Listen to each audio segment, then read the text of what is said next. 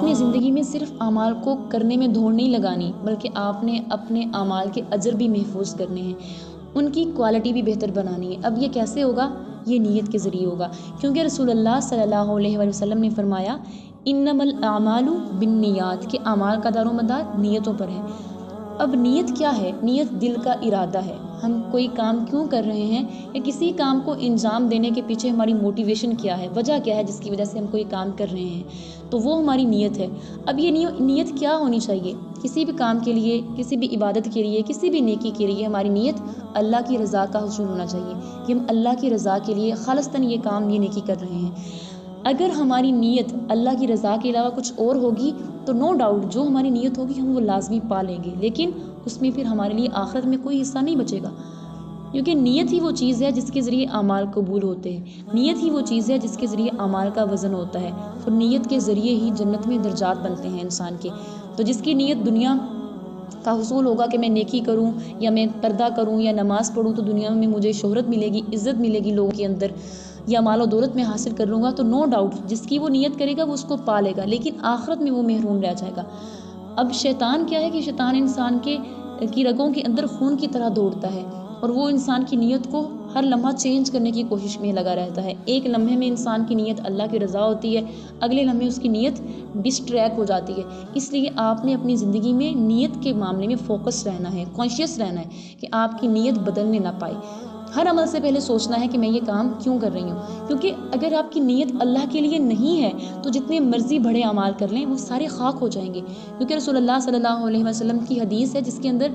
آپ صلی اللہ علیہ وسلم نے 3 طرح کے لوگوں کی مثال دی ہے۔ ایک آدمی وہ جو اللہ کی راہ میں شہید ہوا، ایک عالم یا قاری، اور تیسرا وہ جس کو اللہ نے مال دیا اور اس نے اللہ کی راہ میں اس کو خرچ کیا۔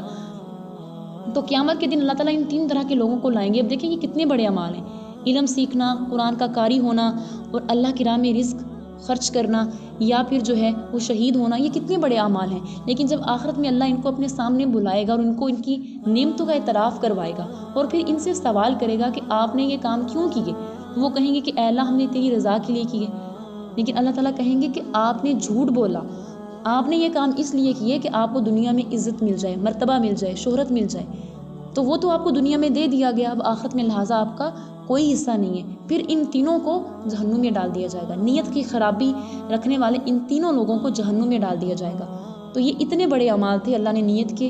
خالص نہ ہونے کی وجہ سے سارے ضائع کر دیے۔ اسی طرح ہمارا ہر عمل جس کے اندر نیت خالص نہیں ہے وہ ضائع ہو جاتا ہے۔ تو ہم نے صرف اپنے اعمال کو کرنے میں دوڑ نہیں لگانی، بلکہ ان کو محفوظ بھی کرنا ہے کہ ان کے اجر ضائع نہ ہو، اور وہ نیت کے ذریعے ہی ہو سکتے ہیں۔ تو جب بھی آپ کوئی عمل کریں، چھوٹی سے چھوٹا عمل، کسی کو سلام کہیں، کسی کو دعا دیں، غیبت سے بچیں، چغلی سے بچیں، کچھ بھی آپ کریں، نماز پڑھیں، پردہ کریں، کوئی بھی چھوٹے سے چھوٹا عمل، بڑے سے بڑا عمل آپ انجام دیں، اس میں آپ نے پہلے خود سے پوچھنا ہے میں یہ کام کیوں کر رہی ہوں۔ دیکھیں یہ جو اپنے آپ سے کوسچن کرنا، اپنے آپ کا محاسبہ ہوتا ہے نا، یہ بھی انسان کو درستگی کی طرف لے کے جاتا ہے۔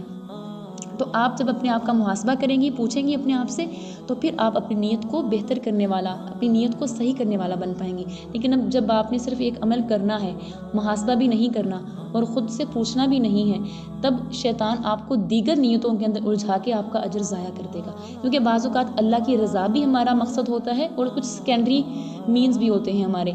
تو آپ کے جو سیکنڈری مینز ہیں نا کسی عمل کے لیے، وہ آپ نے سیکنڈری ہی رکھنے ہیں۔ فرسٹ آپ کی جو پریورٹی ہے کسی عمل کو کرنے کے لیے وہ اللہ کی رضا ہونی چاہیے، کیونکہ کسی بھی کام کو جب ہم انجام دیتے ہیں تو نو ڈاؤٹ ہماری کچھ موٹیویشن، دیگر چیزیں، بیرونی عوامل بھی ہوتے ہیں، تو وہ انسان کو ضرورت بھی ہوتی ہے ان عوامل کی اس کام کو کرنے کے لیے، لیکن فرسٹ ترجیح آپ کی اللہ کی نیت، اللہ کی رضا ہونی چاہیے کہ مجھے یہ کام صرف اور صرف اللہ کی رضا، اس کی خوشنودی کے لیے کرنا ہے تاکہ میں اللہ کی نظروں میں کامیاب ہو جاؤں۔ تو اس چیز سے آپ کے اعمال جو ہیں وہ محفوظ ہوں گے۔ اس کے ذریعے پھر کبھی بھی ہم ایسے نہیں ہوں گے کہ ہم نے عمل کیا اور وہ ضائع ہو گیا۔